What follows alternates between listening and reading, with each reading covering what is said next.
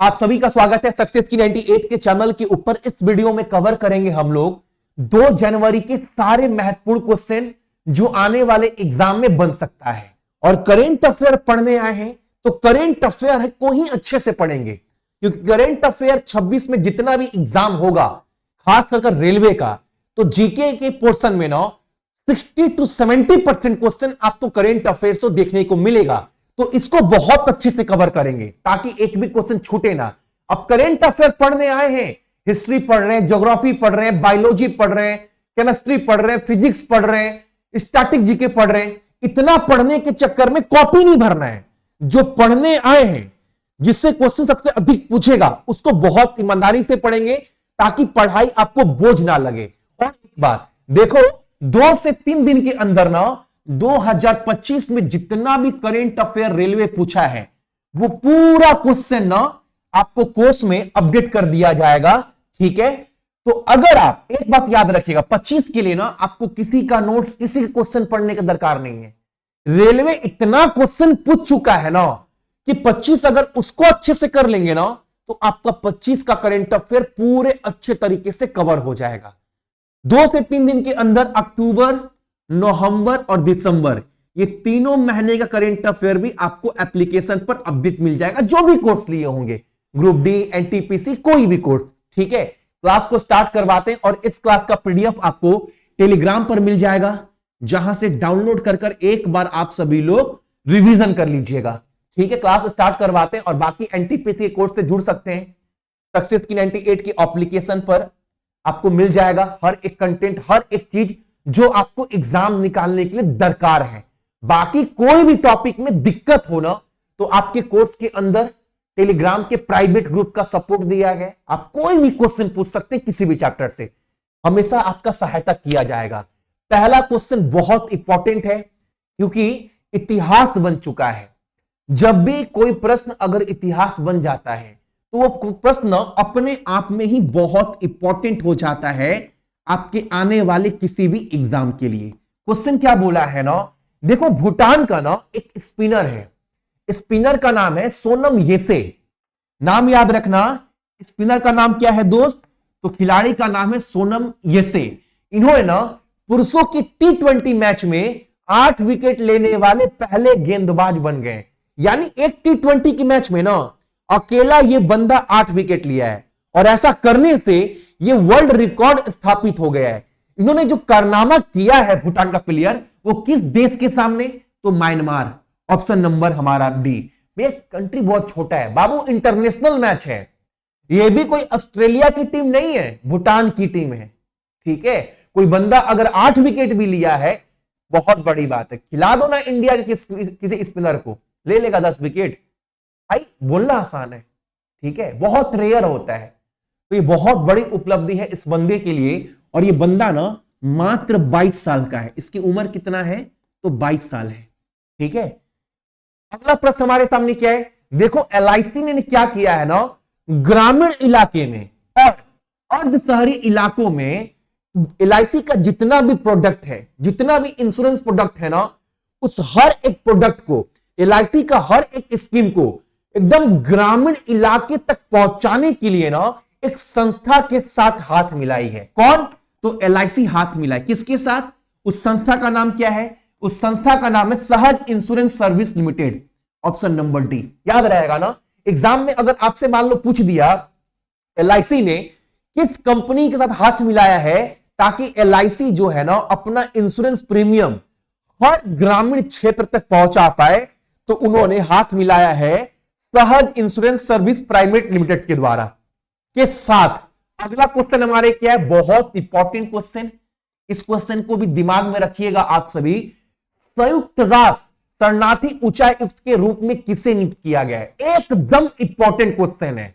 India के हो, पाकिस्तान के हो, ब्राजील के हो, अर्जेंटीना, कोई भी कंट्री के हो दोस्त, ये क्वेश्चन हर एक कंट्री के बच्चों को पढ़ना है।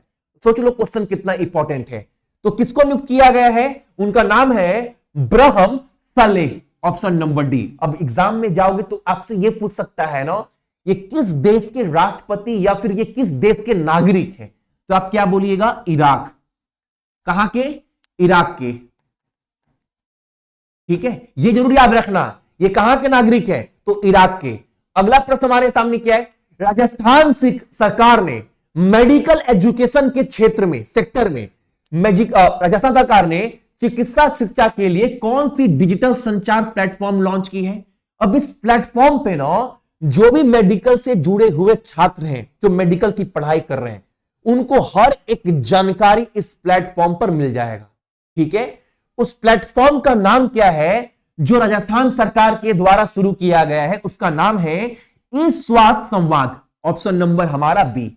अच्छा, राजस्थान की बात जब उठा है तो राजस्थान में लोकसभा सीट पता है कितना है? 25। राज्यसभा सीट 10। विधानसभा सीट कितना है? 200। ये आपको याद रखना है। मनिंदर मोहन यहां के मुख्य न्यायाधीश है, मनिंदर सिंह मोहन। ठीक है, उसके बाद हरि बाबू बगाड़े यहां के राज्यपाल हैं। भजन लाल शर्मा मुख्यमंत्री, सबको पता है।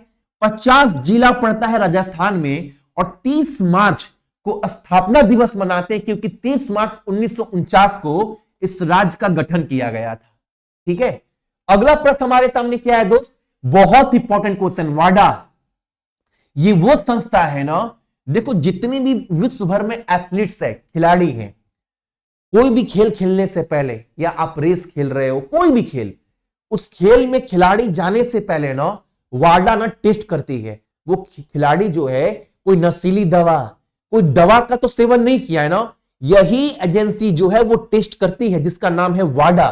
अब इस वाडा 2024 के रिपोर्ट के अनुसार इन्होंने एक रिपोर्ट जारी किया है, बोला है ना भारत में 7113 सैंपल की जांच की गई। कितना सैंपल? यानी 7113 सैंपल का जांच किया गया, जिसमें से 260 केस ऐसा मिला जो पॉजिटिव रहा। और ऐसा होने से ना विश्व भर में लगातार तीसरे साल जो भारत है डोपिंग मामले में सबसे ज्यादा संख्या पर रहा है। सबसे ज्यादा कितना? 3.36% रहा ये डाटा। ठीक है, आपको यह बताना है 2024 में जो रिपोर्ट लाया गया, उस रिपोर्ट में भारत के बाद पॉजिटिव डोपिंग मामले के अनुपात में दूसरा सबसे ज्यादा अनुपात वाला देश कौन सा है?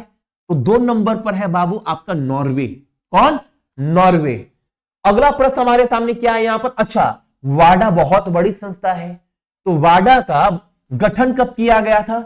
10 नवंबर 1999 में। वर्तमान में वाडा का मुख्यालय कहां पर है? हेडक्वार्टर मॉन्ट्रियल कनाडा में। और वर्तमान में वाडा के अध्यक्ष कौन है? तो विटोल्ड बांका। ठीक है, अगला प्रश्न हमारे सामने क्या है? याद रखना, एग्जाम में जाओगे ना, आपसे सीधा पूछेगा एग्जाम में एक क्वेश्चन कि पाया, ठीक है, जफर 2 और कोसवर, ये 3 जो बाबू आप सभी का सैटेलाइट है ना, जिसका हाल ही में टेस्टिंग किया गया है, ये किस देश का सैटेलाइट है? सीधा पूछेगा। ये तीनों सैटेलाइट ना ईरान का है। सबसे पहला बात याद रखिएगा, ईरान ने हाल ही में अपने विस्तारित अंतरिक्ष कार्यक्रम के हिस्से के रूप में 3 स्वदेशी रूप से विकसित उपग्रह, जिसका नाम है पाया, जफर 2 और कोसर, इसको निचली पृथ्वी की कक्ष में स्थापित किया है। दूसरे देश के सहयोग से किए गए इस उपग्रह रचना के लिए किस यान का उपयोग किया गया? यह आपसे अगर पूछे कौन से लॉन्च, किस रॉकेट से लॉन्च किया गया, उस रॉकेट का नाम अगर बोल दे तो याद रखना सोयूज रॉकेट। ये रॉकेट ना रसिया का है। कहां का है?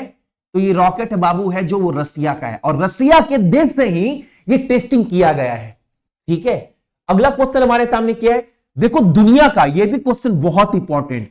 मैं बार बार बोलता हूं, जब कोई क्वेश्चन इतिहास बनाता है तो वो क्वेश्चन अपने आप में ही बहुत इंपॉर्टेंट हो जाता है।